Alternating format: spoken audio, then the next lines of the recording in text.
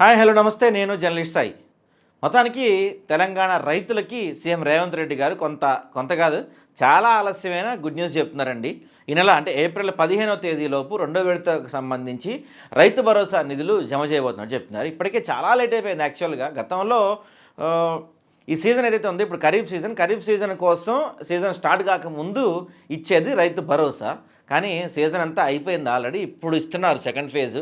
మరి ఇప్పటికైనా పూర్తిగా ఇస్తారులే, చూడాలి. మన యాక్చువల్గా మొన్న మార్చి 22వ తేదీన దాదాపుగా 5 ఎకరాల లోపు ఉన్న వాళ్ళందరికీ ఇచ్చారు. రైతు భరోసా పడింది, 5 ఎకరాల లోపు వాళ్ళందరికీ పడింది. ఇప్పుడు 15వ తేదీలోపు మిగతా వాళ్ళందరికీ, అంటే దాదాపుగా రాష్ట్రంలో 70 లక్షల మంది రైతులు ఉన్నారనమాట. వాళ్ళందరికీ ఇది వచ్చే అవకాశం దాదాపుగా 5,600 కోట్లు సబ్జెక్ట్ టు కరెక్షన్ 6,000 కోట్లు అనుకుంటా మొత్తం. ఈ 6,000 కోట్ల నిధులు ఏప్రిల్ 15 లోపు జమ చేయబోతున్నట్టుగా తెలుస్తుంది. ఆల్రెడీ ఆర్థిక కార్యదర్శికి వాళ్ళందరికీ ఇన్స్ట్రక్షన్ చేసినట్టుగా తెలుస్తుంది. దీనిపైన సంబంధించి ఇక రైతు భరోసాకు సంబంధించి నిధులు పెండింగ్ ఉండొద్దు, కంపల్సరీగా అందరికీ జమ అయిపోవాలి, అందరి అకౌంట్లో పడిపోవాలని ముఖ్యమంత్రి రేవంత్ రెడ్డి గారు చాలా స్ట్రిక్ట్గా చెప్పడం తెలుస్తుంది. గతంలో అంటే గత ప్రభుత్వం ఉన్నప్పుడు, బీఆర్ఎస్ ప్రభుత్వం ఉన్నప్పుడు 5,000 రూపాయలు ఉండేది రైతు భరోసా. మేము వచ్చిన తర్వాత దాన్ని 14,000 15,000 రూపాయలు చేస్తామని హామీ ఇచ్చారు. ఫస్ట్లో ఖచ్చితంగా 15,000 రూపాయలు వేసి తీరుతామని చెప్పారు. ఆ తర్వాత కొన్ని మార్పులు చేసుకుంటూ రైతుల సంఖ్య తగ్గించుకుంటూ వచ్చారు, చాలామందిని తీసేస్తూ వచ్చారు.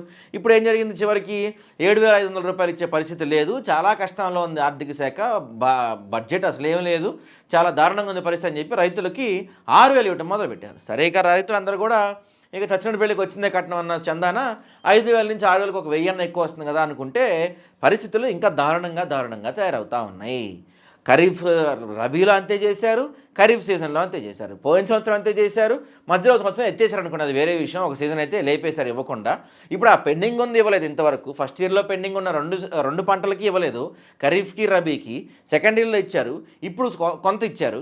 ఈ కొంతనే మిగతా ఎప్పటికి పూర్తి చేస్తారు లేదు చూడాలి. అయితే ఈసారి మాత్రం ఏప్రిల్ 15th లోపు ఖచ్చితంగా అందరికీ కంప్లీట్ చేసేసారు. ఎందుకంటే ఏప్రిల్ ఎండింగ్లో కానీ మే 1లో కానీ ఎంపీటీసీ జెడ్పీటీసీ ఎన్నికలకు వెళ్ళే ఆలోచనలో తెలంగాణ ప్రభుత్వం ఉన్నట్టుగా తెలుస్తుంది. దాని తర్వాత జూన్ జూలై టైంలో జిహెచ్ఎంసీ ఎన్నికలకు కూడా వెళ్ళే అవకాశం ఉన్నట్టుగా కనపడుతుంది. కాబట్టి ఎంపీటీసీ జెడ్పీటీసీ ఎన్నికలు, జిహెచ్ఎంసీ ఎన్నికల్లో కొంత పాజిటివ్ ఫీడ్బ్యాక్. ఎందుకంటే మనం మున్సిపాలిటీ ఎన్నికల్లో చూస్తే గెలిచారు, అధికారంలో ఉన్నారు కాబట్టి గెలిచారు, కానీ అంత తోపు విక్టరీ ఏం కాదు, సూపర్ విక్టరీ ఏం కాదన్న వాదన కూడా ఉంది. సో మొన్న మున్సిపల్ ఎన్నికల్లో కొంత నెగిటివ్ రావడానికి, కొంత ఓట్లు తగ్గడానికి కూడా కారణం ఏంటంటే ఇదే, ఈ రైతు భరోసా నిధులు పడకపోవటం. యాక్చువల్గా మొన్న వేసేస్తారు రైతు భరోసా నిధులు వేసిన తర్వాత ఎలక్షన్స్కి వెళ్తారని అందరూ ఊహించారు. కానీ వాళ్ళకి మరి టెక్నికల్గా ఏమైనా తెలియదు, డబ్బులు లేవని చెప్తున్నారు కదా.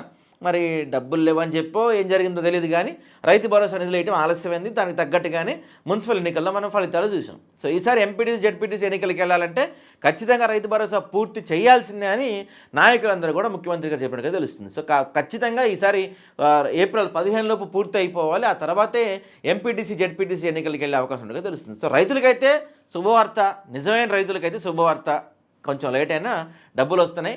ఏప్రిల్ 15 లోపు దాదాపుగా తెలంగాణలో అర్హులైన 70 లక్షల మందికి పూర్తి స్థాయిలో రైతు భరోసా నిధులు జమ అయ్యే అవకాశాలు స్పష్టంగా కనిపిస్తున్నాయి.